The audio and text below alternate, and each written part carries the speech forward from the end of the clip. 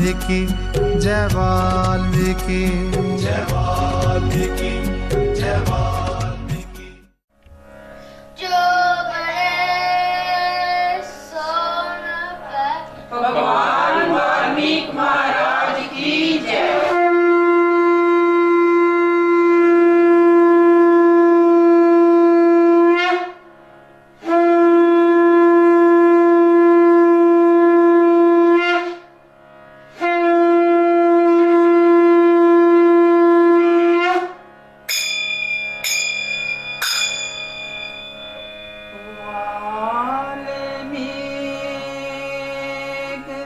महाराज के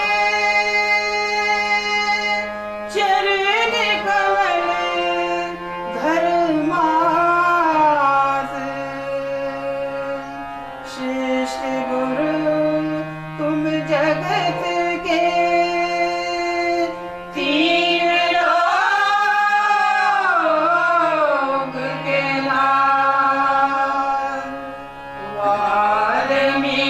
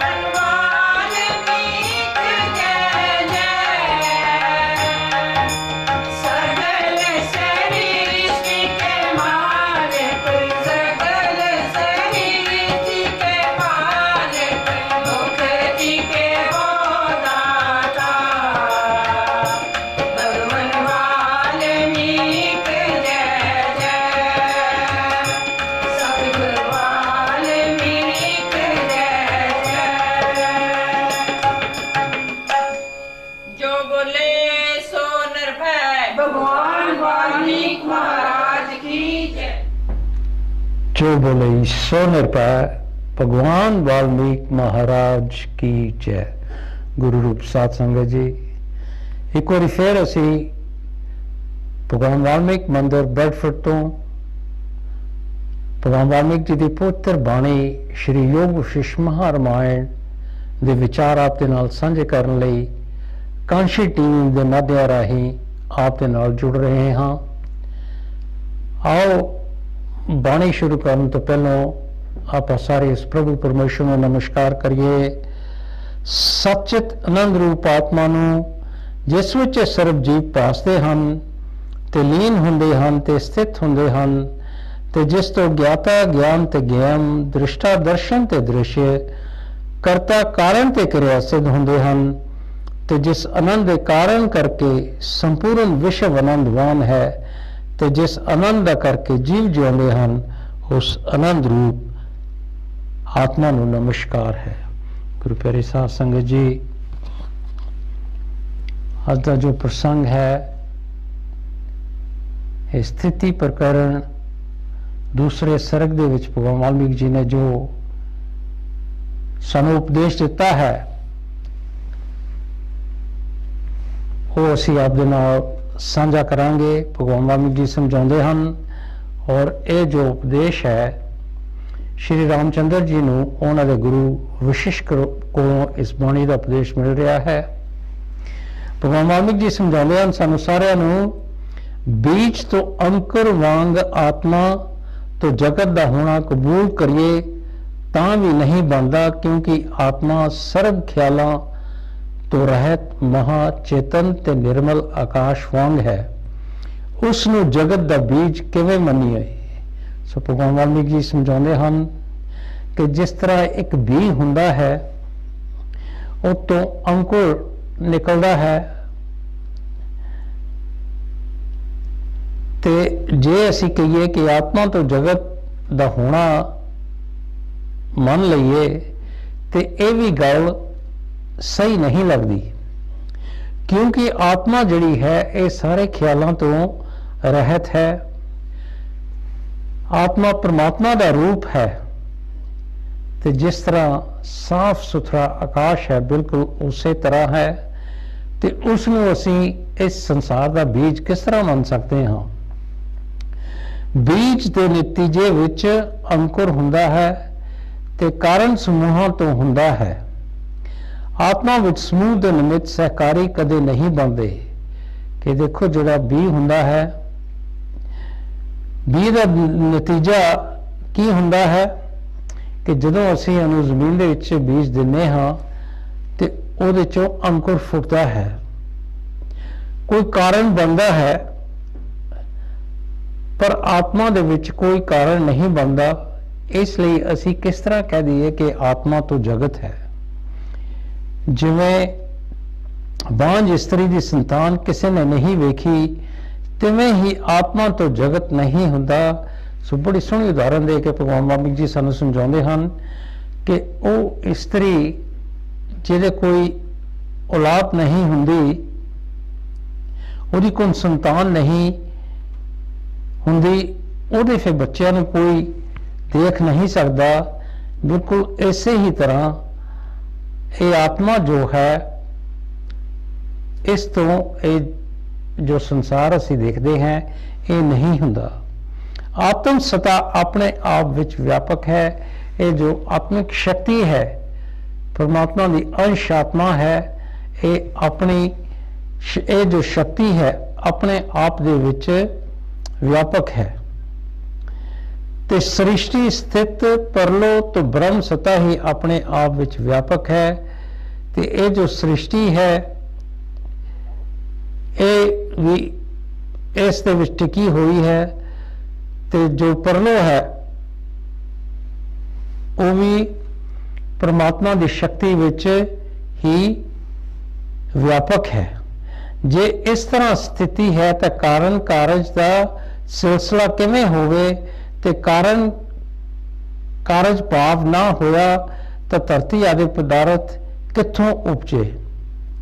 ਜੇ ਇਹ ਅਸੀਂ ਗੱਲ ਸੱਚ ਮੰਨ ਲਈਏ ਕਿ ਇਹ ਜੋ ਸਭ ਕੁਝ ਪ੍ਰਮਾਤਮਾ ਦੇ ਵਿੱਚ ਟਿਕਿਆ ਹੋਇਆ ਹੈ, ਉਸ ਪਾਰ ਬ੍ਰਹਮੇਸ਼ਵਰ ਦੇ ਵਿੱਚ ਟਿਕਿਆ ਹੋਇਆ ਹੈ, ਔਰ ਇਹ ਕਾਰਨ ਬਣਦਾ ਹੈ ਕਿ ਜੋ ਸਿਲਸਿਲਾ ਚੱਲ ਰਿਹਾ ਹੈ, ਤਾਂ ਫਿਰ ਇਹ ਜੋ ਧਰਤੀ ਹੈ ਜਾਂ ਇਹਦੇ ਪਦਾਰਥ ਹਨ, ਇਹ ਕਿੱਥੋਂ ਉਪਜੇ ਹਨ।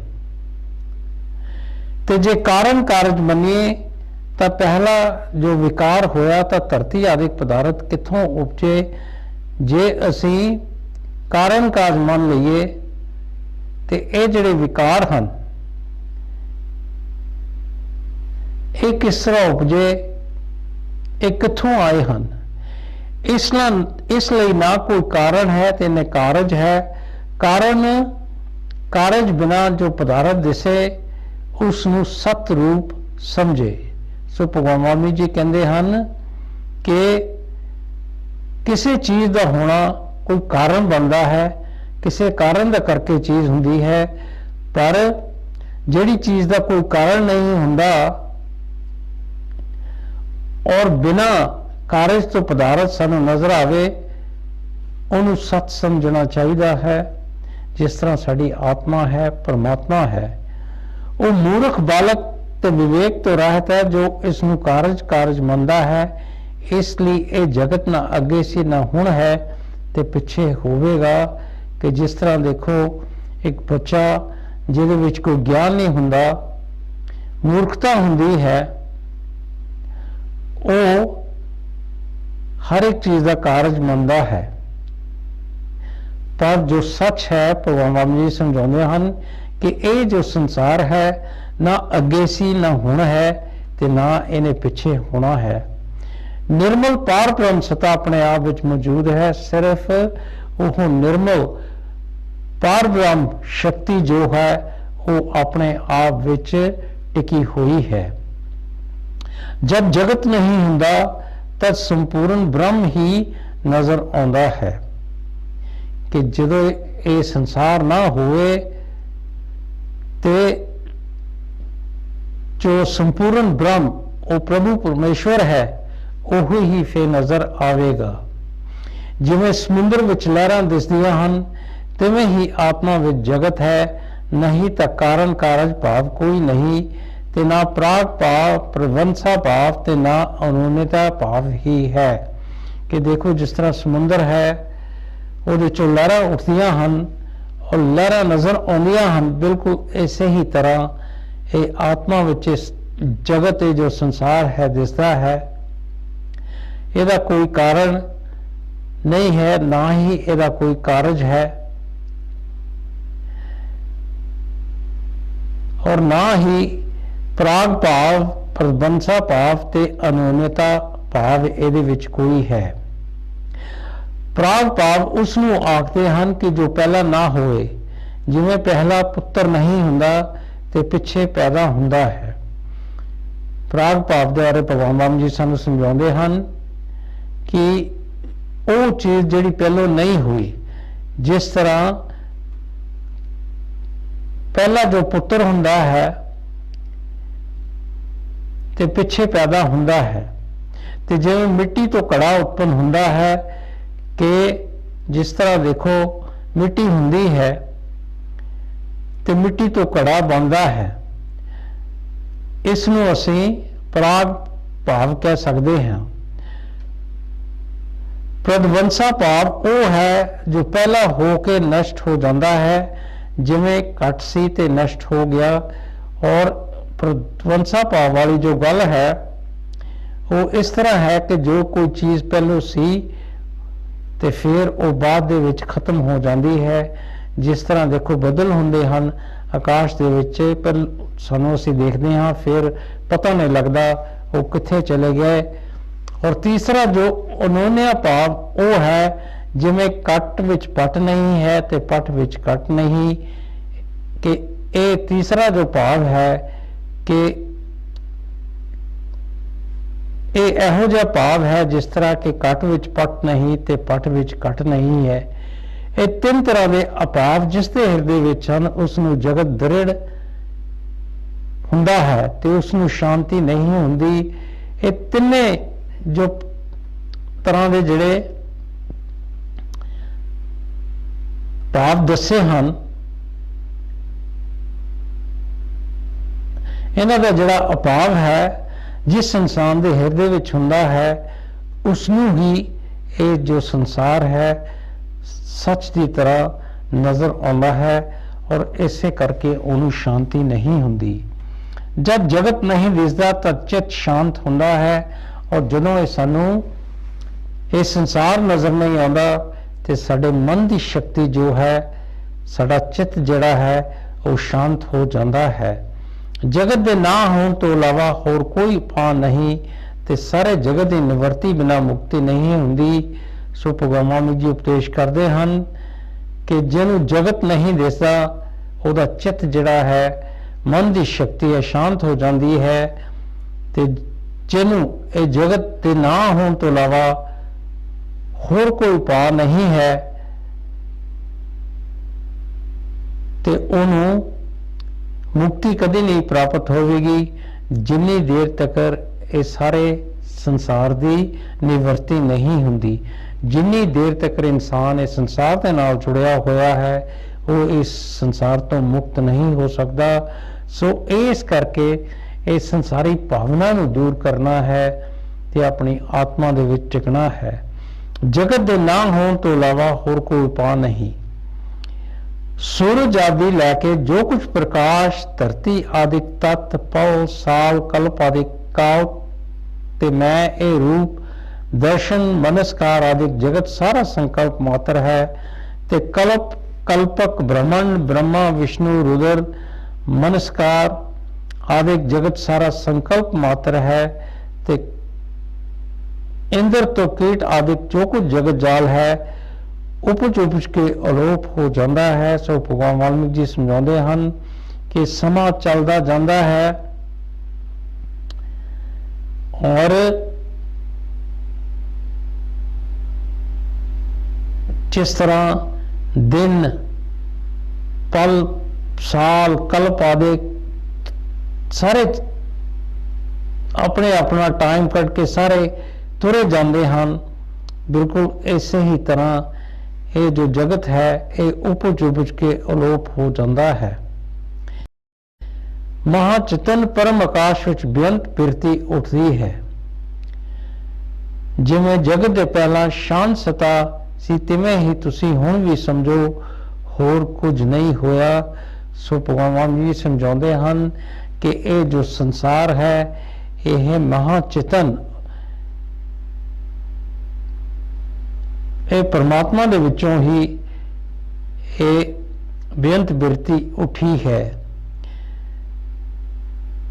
ਕਿ ਜਗਤ ਤੋਂ ਪਹਿਲਾਂ ਸ਼ਾਂਤ ਸਤਾ ਸੀ।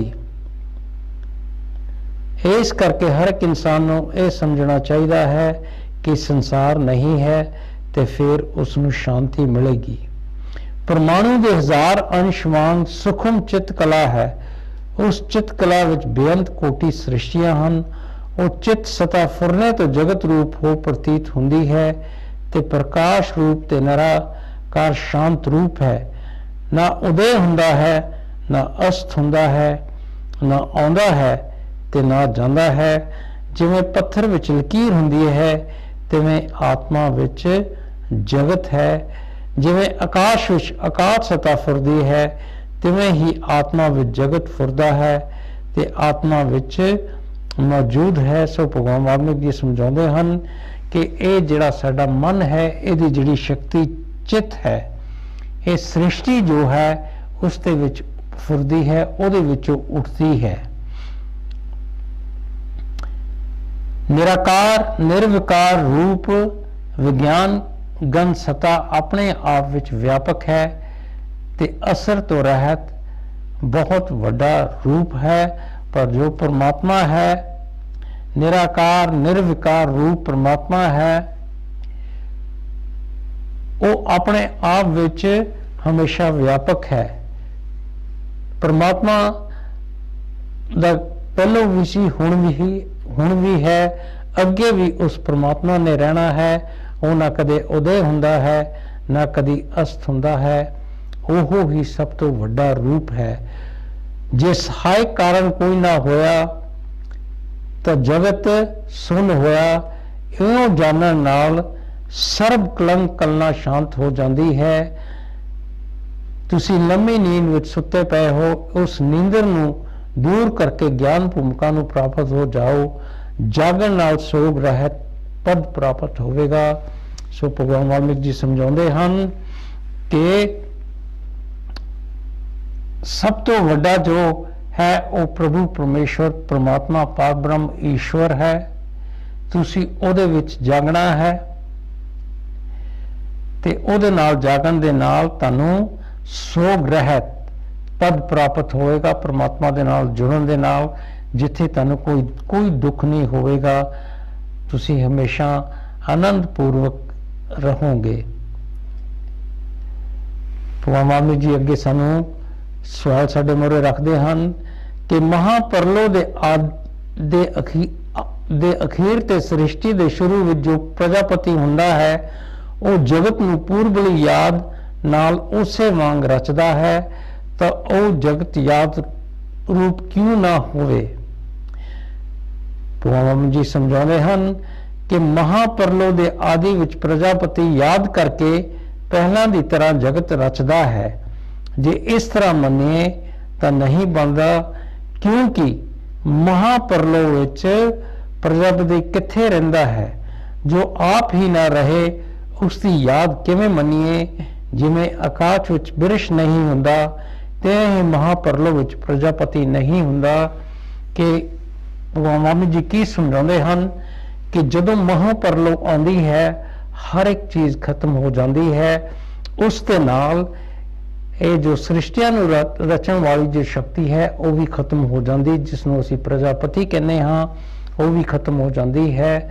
ਜੇ ਪ੍ਰਜਾਪਤੀ ਨਹੀਂ ਰਹੇਗਾ ਤਾਂ ਸ੍ਰਿਸ਼ਟੀਆਂ ਕਿੱਥੋਂ ਆਉਣਗੀਆਂ। ਸੋ ਜਦੋਂ ਪਰਲੋ ਤੋਂ ਬਾਅਦ ਸ੍ਰਿਸ਼ਟੀਆਂ ਫੇਰ ਸ਼ੁਰੂ ਹੁੰਦੀਆਂ ਹਨ, ਇਹ ਸਭ ਕੁਝ ਜੋ ਕਰਨ ਕਰਾਉਣ ਵਾਲਾ ਹੈ ਉਹ ਪਾਕ ਬ੍ਰਹਮ ਈਸ਼ਵਰ ਹੈ। ਫਿਰ ਭਗਵਾਨ ਰਾਮ ਜੀ ਸਾਡੇ ਸਾਹਮਣੇ ਸਵਾਲ ਰੱਖਦੇ ਹਨ ਕਿ ਜਗਤ ਦੇ ਆਦਿ ਵਿੱਚ ਜੋ ਬ੍ਰਹਮਾ ਸੀ ਉਸਨੇ ਜਗਤ ਰਚਿਆ, ਮਹਾਪਰਲੋ ਵਿੱਚ ਉਸਦੀ ਯਾਦ ਦਾ ਨਾਸ਼ ਤਾਂ ਨਹੀਂ ਹੁੰਦਾ, ਉਹ ਤਾਂ ਫਿਰ ਯਾਦ ਨਾਲ ਜਗਤ ਰਚਦਾ ਹੈ। ਤੁਸੀਂ ਕਿਵੇਂ ਆਖਦੇ ਹੋ ਕਿ ਨਹੀਂ ਬਣਦਾ। ਸੋ ਭਗਵਾਨ ਰਾਮ ਜੀ ਸਾਡੇ ਮੂਹਰੇ ਫਿਰ ਇੱਕ ਹੋਰ ਸਵਾਲ ਰੱਖਦੇ ਹਨ ਕਿ ਇਸ ਸੰਸਾਰ ਦੇ ਆਦਿ ਵਿੱਚ ਸ਼ੁਰੂ ਜੋ ਬ੍ਰਹਮਾ ਸੀ ਉਸਨੇ ਇਹ ਜਗਤ ਰਚਿਆ ਹੈ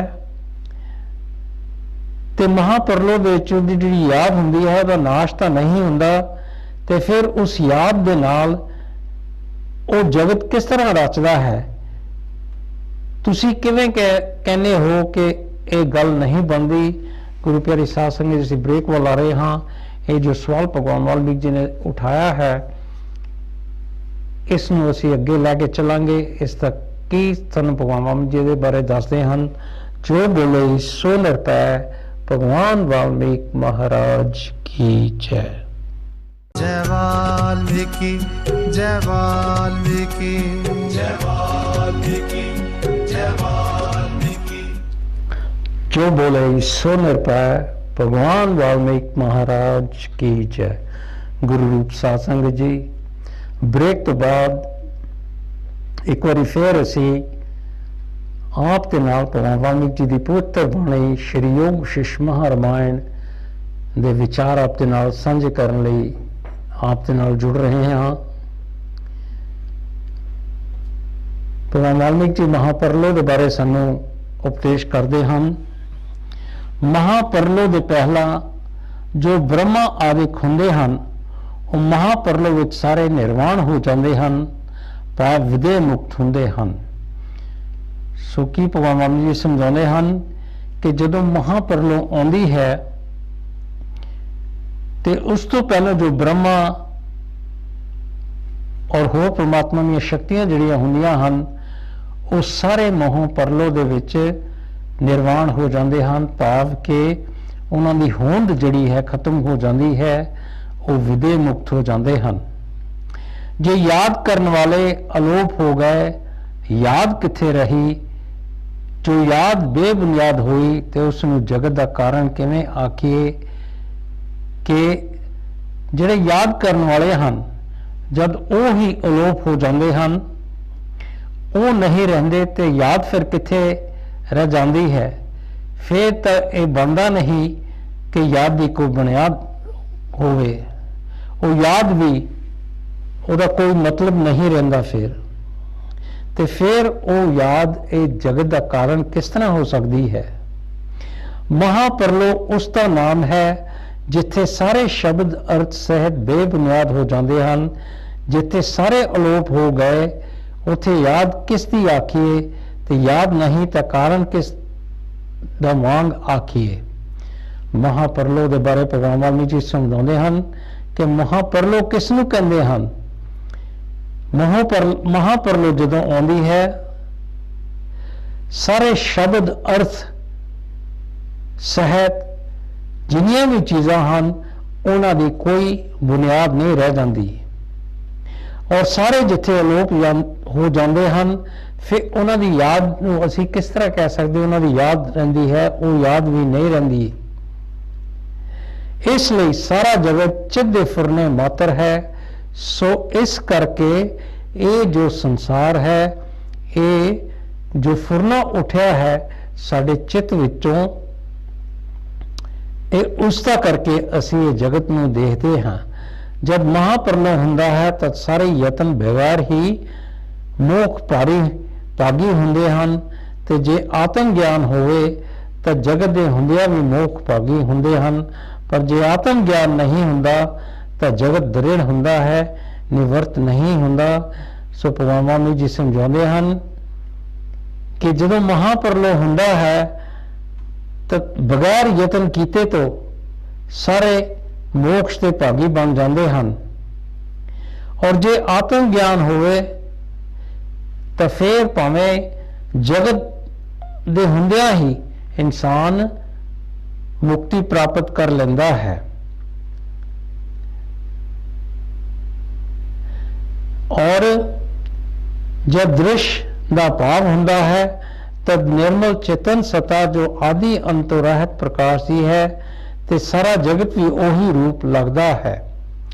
ਸਾਰਿਆਂ ਵਿੱਚ ਅਨਾਦਿ ਸਿੱਧ ਬ੍ਰਹਮ ਤਤ ਪ੍ਰਕਾਸ਼ਿਤ ਹੈ। ਉਸ ਵਿੱਚ ਜੋ ਆਦਿ ਸੰਵੇਦਨ ਫੁਰਤਾ ਹੈ ਉਹ ਬ੍ਰਹਮ ਰੂਪ ਹੈ, ਤੇ ਅੰਤਵਾਹਕ ਦੇ ਵਿਰਾਟ ਜਗਤ ਹੋ ਜਾਪਦਾ ਹੈ। ਸੋ ਭਗਵਾਨ ਵਾਲਮੀਕ ਜੀ ਸਮਝਾਉਂਦੇ ਹਨ ਕਿ ਜੋ ਸਾਰਿਆਂ ਦਾ ਬ੍ਰਹਮ ਤਤ ਪ੍ਰਕਾਸ਼ ਜੋ ਹੈ, ਉਸ ਵਿੱਚ ਜੋ ਪ੍ਰਭੂ ਪਰਮੇਸ਼ਰ ਹੈ, ਪਰਮਾਤਮਾ ਹੈ, ਉਹਦੇ ਵਿੱਚ ਜੋ ਫੁਰਨਾ ਉੱਠਦਾ ਹੈ ਉਹ ਬ੍ਰਹਮ ਰੂਪ ਹੈ, ਤੇ ਉਹ ਹੀ ਅੰਤਵਾਹਕ ਦੇ ਵਿਰਾਟ ਜਗਤ ਹੋ ਜਾਪਦਾ ਹੈ। ਕਹਿਣ ਦਾ ਭਾਵ ਇਹ ਹੈ ਕਿ ਉਸ ਪਾਰ ਬ੍ਰਹਮ ਦੇ ਵਿੱਚੋਂ ਹੀ ਫੁਰਨਾ ਉੱਠਦਾ ਹੈ, ਜਿਸ ਦੇ ਵਿੱਚ ਬ੍ਰਹਮਾ ਜੀ ਪੈਦਾ ਹੁੰਦੇ ਹਨ। ਫਿਰ ਬ੍ਰਹਮਾ ਅੱਗੇ ਚੱਲ ਕੇ ਆਪਣਾ ਫੁਰਨਾ ਉੱਠਦਾ, ਉੱਚੋਂ ਸ੍ਰਿਸ਼ਟੀਆਂ ਪੈਦਾ ਕਰਦਾ ਹੈ। ਉਸ ਦਾ ਇੱਕ ਪ੍ਰਮਾਣ ਰੂਪ ਇਹ ਤਿੰਨੇ ਜਗਤ ਹਨ। ਉਸ ਵਿੱਚ ਦੇਸ਼ ਕਾਲ ਕਿਰਿਆ ਦਰਵ ਦਿਨ ਰਾਤ ਹੋਇਆ ਹੈ। ਉਸ ਦੇ ਅਣੂ ਵਿੱਚ ਜੋ ਜਗਤ ਫੁਰਦੇ ਹਨ ਸੋ ਕੀ ਹਨ, ਸਭ ਸੰਕਲਪ ਰੂਪ ਹੈ ਤੇ ਬ੍ਰਹਮ ਸਤਾ ਦਾ ਪ੍ਰਕਾਸ਼ ਹੈ।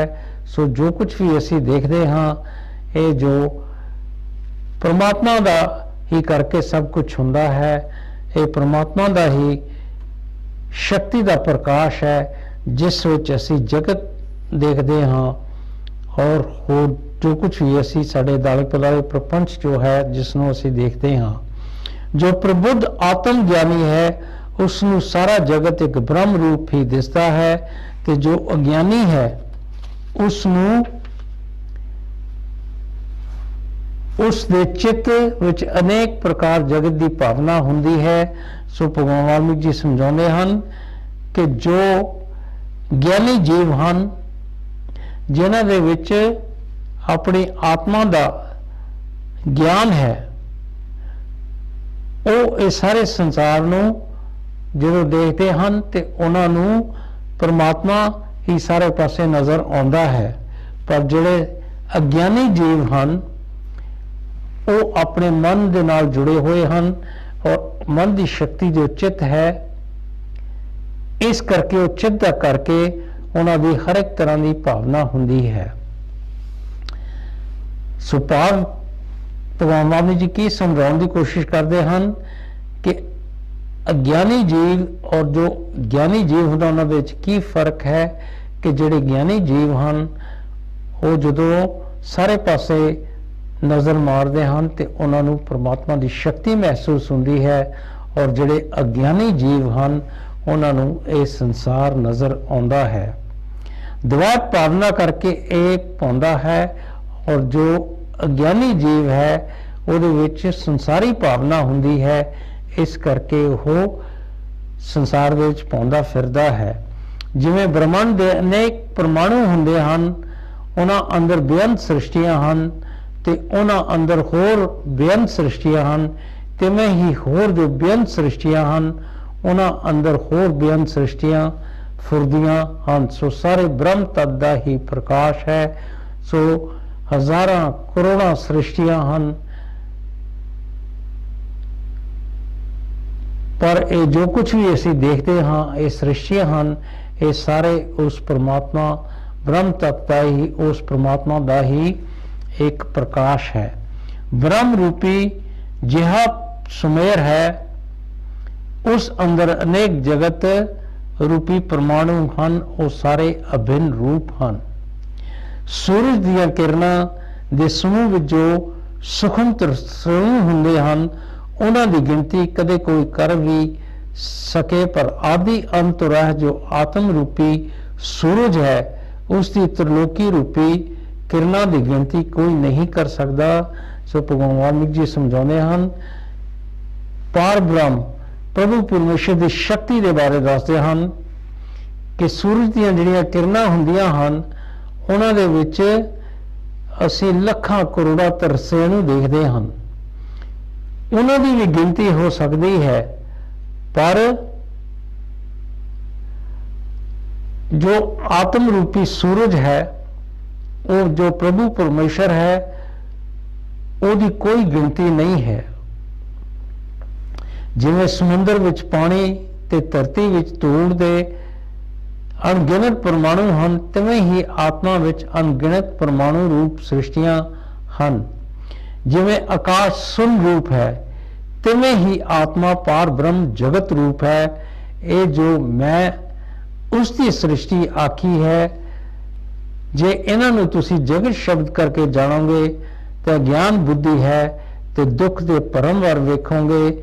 ਜੇ ਇਹਨਾਂ ਨੂੰ ਬ੍ਰਹਮ ਸ਼ਬਦ ਦਾ ਅਰਥ ਸਮਝੋਗੇ ਤਾਂ ਇਸ ਬੁੱਧੀ ਕਰਕੇ ਪਰਮਸਾਰ ਨੂੰ ਪ੍ਰਾਪਤ ਹੋਵੋਗੇ।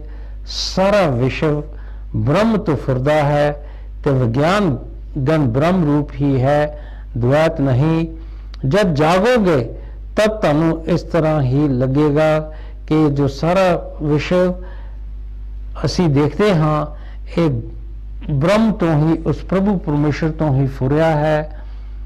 ਤੇ ਜਦੋਂ ਅਸੀਂ ਜਾਗਾਂਗੇ ਤਾਂ ਸਾਨੂੰ ਉਹ ਫਿਰ ਪਾਰ ਬ੍ਰਹਮ ਦੀ ਸਾਰੀ ਸਭ ਪਾਸੇ ਸ਼ਕਤੀ ਮਹਿਸੂਸ ਹੋਵੇਗੀ ਕਿ ਉਹਦੇ ਵਿੱਚੋਂ ਹੀ ਸਭ ਕੁਝ ਬਣਿਆ ਹੈ। ਇੰਦਰੀਆਂ ਦਾ ਜਿਤਨਾ ਮੋਖ ਦਾ ਕਾਰਨ ਹੈ, ਕਿਸੇ ਕਰਮ ਤੇ ਉਪਾਅ ਨਾਲ ਸੰਸਾਰ ਸਮੁੰਦਰ ਨਹੀਂ ਤਰਿਆ ਜਾਂਦਾ। ਸੋ ਭਗਵਾਨ ਵਾਮਨ ਜੀ ਸਾਨੂੰ ਅਗਲੇ ਸਰਗ ਦੇ ਵਿੱਚ ਸਮਝਾਉਂਦੇ ਹਨ ਕਿ ਆਪਣੀਆਂ ਇੰਦਰੀਆਂ ਨੂੰ ਜਿਤਨਾ ਜੋ ਸਾਡੇ ਸਰੀਰ ਦੇ ਨਾਲ ਜੁੜੀਆਂ ਹੋਈਆਂ ਹਨ, ਇਹ ਮੁਕਤੀ ਦਾ ਕਾਰਨ ਬਣਦਾ ਹੈ। ਹੋਰ ਜੇ ਕੋਈ ਸਮਝਦਾ ਹੈ ਕਿ ਮੈਂ ਕਰਮ ਕਰਾਂ ਜਾਂ ਹੋਰ ਕੋਈ ਉਪਾਅ ਕਰਾਂ, ਉਹਨਾਂ ਸੰਸਾਰ ਸਮੁੰਦਰ ਨਹੀਂ ਤਰਿਆ ਜਾਂਦਾ। ਆਪਣੀਆਂ ਇੰਦਰੀਆਂ ਨੂੰ ਜਿੱਤ ਕੇ ਹੀ ਮੁਕਤੀ ਦੀ ਪ੍ਰਾਪਤੀ ਹੁੰਦੀ ਹੈ। ਸੰਤਾਂ ਦੇ ਸੰਗ ਤੇ ਸੱਚੇ ਸ਼ਾਸਤਰ ਦੇ ਵਿਚਾਰ ਨਾਲ ਜਦ ਆਤਮ ਤੱਤ ਦਾ ਬੋਧ ਹੁੰਦਾ ਹੈ ਤਦ ਇੰਦਰੀਆਂ ਜਿੱਤੀਆਂ ਜਾਂਦੀਆਂ ਹਨ ਤੇ ਜਗਤ ਦਾ ਅਤਿਅੰਤ ਅਭਾਵ ਹੁੰਦਾ ਹੈ। ਸੋ ਭਗਵਾਨ ਵਾਲਮੀਕ ਜੀ ਇੱਕ ਵਾਰੀ ਫਿਰ ਸਾਨੂੰ ਉਪਦੇਸ਼ ਕਰਦੇ ਹਨ ਕਿ ਸੰਤਾਂ ਦੀ ਸੰਗਤ ਅਸੀਂ ਕਰਾਂਗੇ ਔਰ ਜੋ ਸੱਚੀ ਬਾਣੀ ਹੈ ਉਸ ਨੂੰ ਪੜਾਂਗੇ, ਸੁਣਾਂਗੇ ਤੇ ਉੱਤੇ ਫਿਰ ਵਿਚਾਰ ਭਾਵ ਕਿ ਅਮਲ ਕਰਾਂਗੇ, ਫਿਰ ਸਾਨੂੰ ਸਾਡੀ ਆਤਮਾ ਦਾ ਗਿਆਨ ਪ੍ਰਾਪਤ ਹੋਵੇਗਾ। ਫਿਰ ਇੰਦਰੀਆਂ ਜਿਤਨੀਆਂ ਸੌਖੀਆਂ ਹੋ ਜਾਂਦੀਆਂ ਹਨ, ਅਸੀਂ ਇੰਦਰੀਆਂ ਨੂੰ ਜਾਣਦੇ ਹਨ, ਤੇ ਫਿਰ ਇਹ ਜੋ ਸੰਸਾਰ ਹੈ ਇਹਦਾ ਅੰਤ ਸਾਡੇ ਲਈ ਹੋ ਜਾਂਦਾ ਹੈ। ਇਹਦੀ ਜਗ੍ਹਾ ਤੇ ਸਾਡੇ ਲਈ ਸਾਰੇ ਪਾਸੇ ਪ੍ਰਮਾਤਮਾ ਦੀ ਸ਼ਕਤੀ ਰਹਿ ਜਾਂਦੀ ਹੈ। ਜਦ ਤੱਕ ਸੰਸਾਰ ਦਾ ਅਤਿਅੰਤ ਅਭਾਵ ਨਹੀਂ ਹੁੰਦਾ ਤਦ ਤੱਕ ਆਤਮ ਬੋਧ ਨਹੀਂ ਹੁੰਦਾ, ਔਰ ਜਿੰਨੀ ਦੇਰ ਤੱਕ ਇਸ ਸੰਸਾਰ ਦੀ ਤਸਵੀਰ ਜਿਹੜੀ ਸਾਡੇ ਸਾਹਮਣੇ ਹੈ ਇਹਦਾ ਅਭਾਵ ਨਹੀਂ ਹੁੰਦਾ, ਉਨੀ ਦੇਰ ਤੱਕ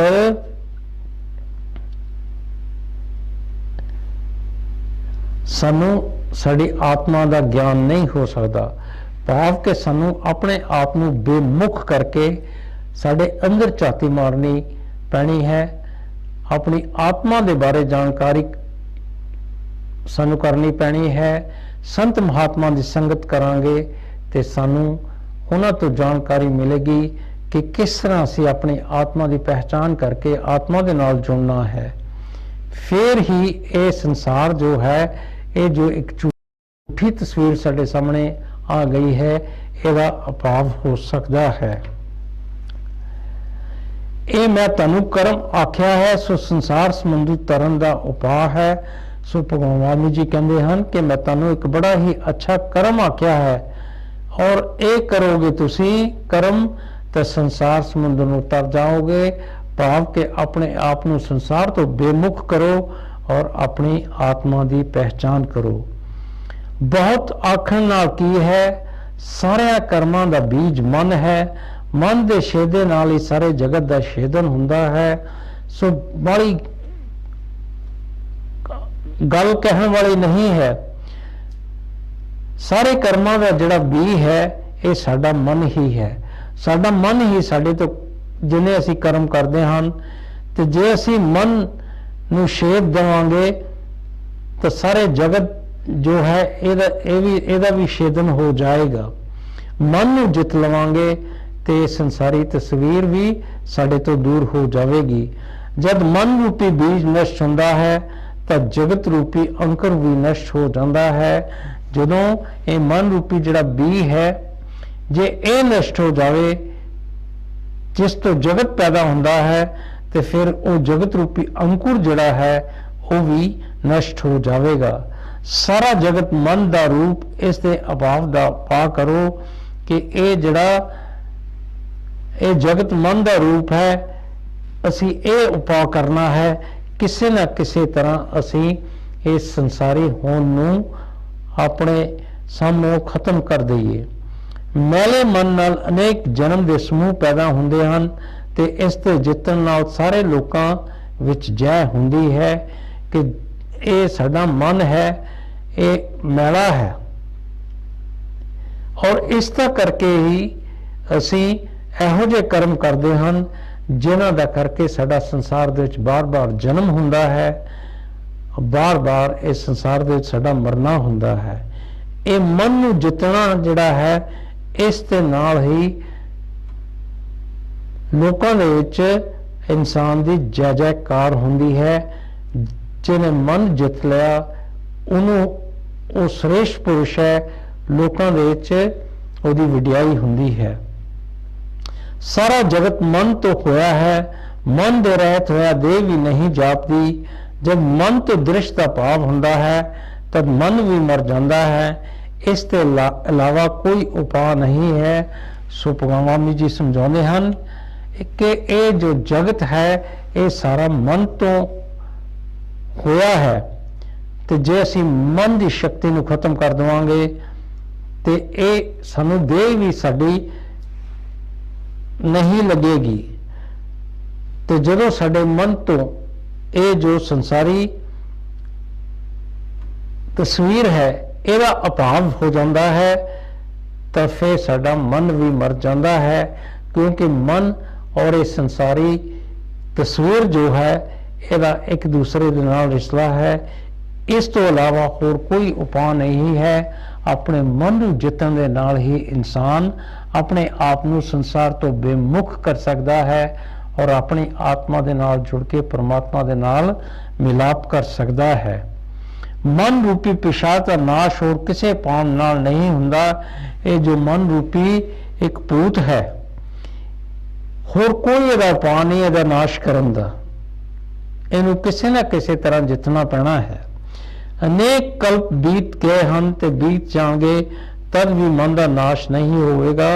और इत्थों तक भगवान वाल्मीकि जी समझाते हैं कि कई युग बीत गए हैं ते होर भी युग बीतने हैं, पर यह जिहड़ा मन है इसका नाश नहीं हुंदा। इस करके जब तक जगत दृश्यमान है तब तक इसका उपाय करे। और जिन्नी देर तक तुसीं संसार तुहाडे सामने देखते हाँ तो तुहाडी यही कोशिश होनी चाहिए है कि तुसीं उपाय करना है कि किसी ना किसी तरह असी अपने मन नूं जित लईए। जगत का अत्यंत अपाव चेतन ते स्वरूप आत्मा का अभ्यास करना यही परम औषध है।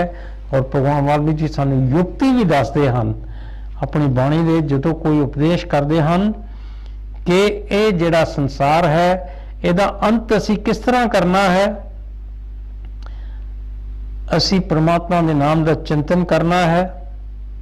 अपना सच्चा जिहड़ी स्वरूप साडा स्वरूप है आत्मा है ਉਹਦਾ असी अभ्यास करना है। यही ही परम औषध इको ही दवाई है कि असी अपनी आत्मा के नाल जुड़िए, उसकी पहचान करिए। जिहड़ा साडा सच्चा स्वरूप साडी आत्मा है, जो परमात्मा साडे अंदर विराजमान है, ਉਹਦਾ असी अभ्यास करना है। यही ही एक तरीका है, यही उपाय है, यही ही दुआ है जिस दे नाल असी संसार तो बेमुख हो सकते हाँ और परमात्मा दे नाल मिलाप कर सकते हाँ। इस उपाय नाल मन रूपी दृष्टा नष्ट हुंदा है। और जदों असी ये उपाय करते हाँ तो मन रूपी ये जिहड़ा देखने वाला है वो संसार नहीं देखेगा, वो देखने वाला ही खत्म हो जाएगा। जब तक मन नष्ट नहीं हुंदा तब तक मन दे मोह तो जन्म मरण हुंदा है।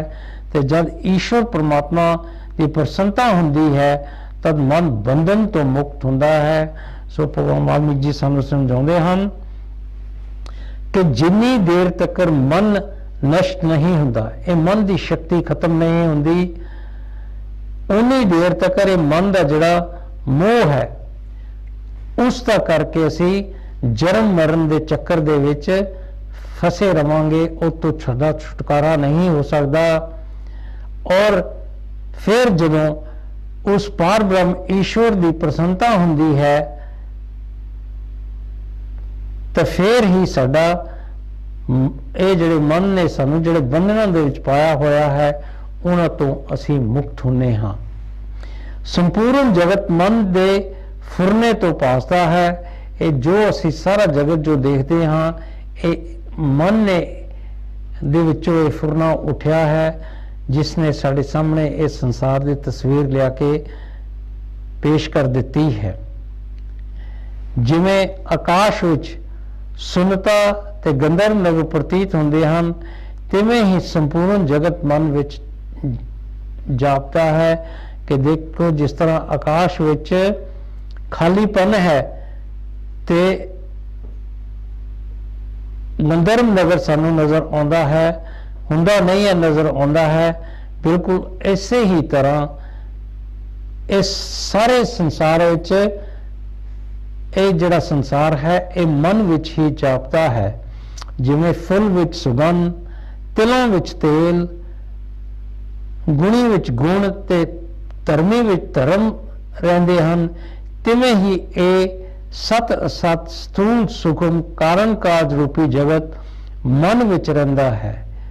जिवें समुंदर विच लहर, जग आकाश विच दूसरा चंद्रमा ते मारुथल विच मृग तृष्णा का जल फुरदा है, तिवें ही चित्त विच जगत फुरदा है।